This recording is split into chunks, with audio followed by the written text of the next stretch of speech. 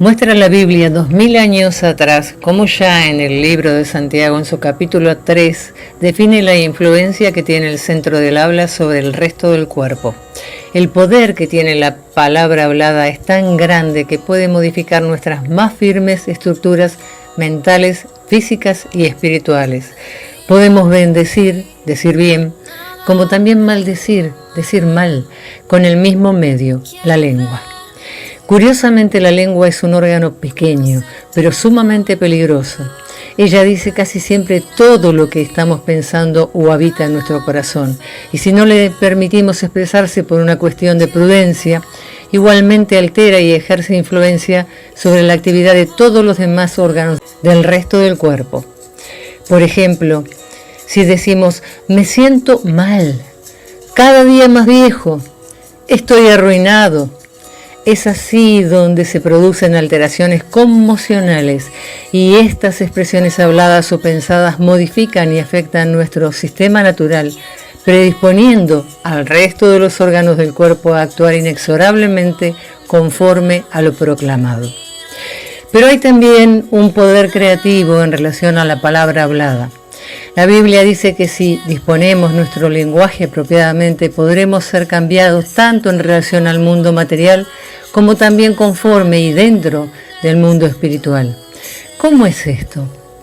Proclamando determinación, restauración y renovación hacia el bien y hacia nuestra persona.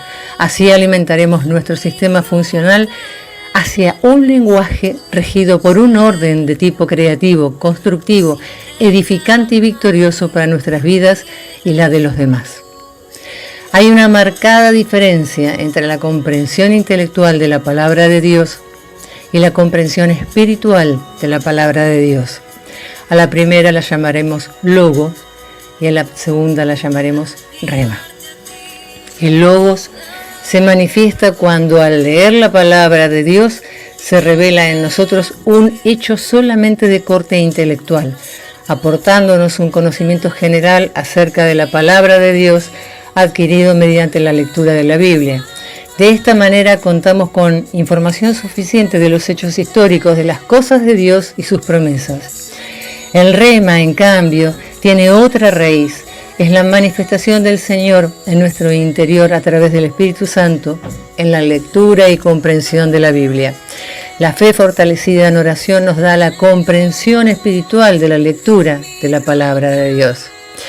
La fe se incuba por el oír del rema, es decir, que el grado de intimidad que tengamos en oración con el Señor dispondrá nuestro corazón hacia una mayor o menor comprensión espiritual de la palabra de Dios. Esta es la palabra de Dios inspirada por fe y para fe, dada a una persona conforme a una situación específicamente personal. La forma en que activamos nuestra fe determinará nuestra comprensión de la palabra de Dios hacia dos posibles caminos. Un conocimiento acabado de la palabra de Dios, logos, o la impartición de la fe de Dios en nuestras vidas, rema. El poder creativo de la palabra de Dios e inspirada por Dios a través del Espíritu Santo desafía todo cuestionamiento racional, lógico, intelectual, filosófico, social o moral, porque las cosas que pertenecen al mundo sagrado de Dios son santas. Su justificación es por fe y para fe. No está en línea con ninguna postura porque la palabra de Dios tiene raíz en sí misma. Es única y verdadera, total y absoluta. Es el principio y el fin, el alfa y el omega. La comprensión espiritual de la palabra de Dios nos revela la explicación del poder de Dios para la salvación del hombre. Es la revelación y declaración de su propósito en nuestras vidas. También es la demostración del poder soberano de Dios sobre todas las cosas. Pero además y fundamentalmente es la incorporación de todo el que cree en Él. Nadie queda fuera, porque la comprensión espiritual de la palabra de Dios no tiene favoritos.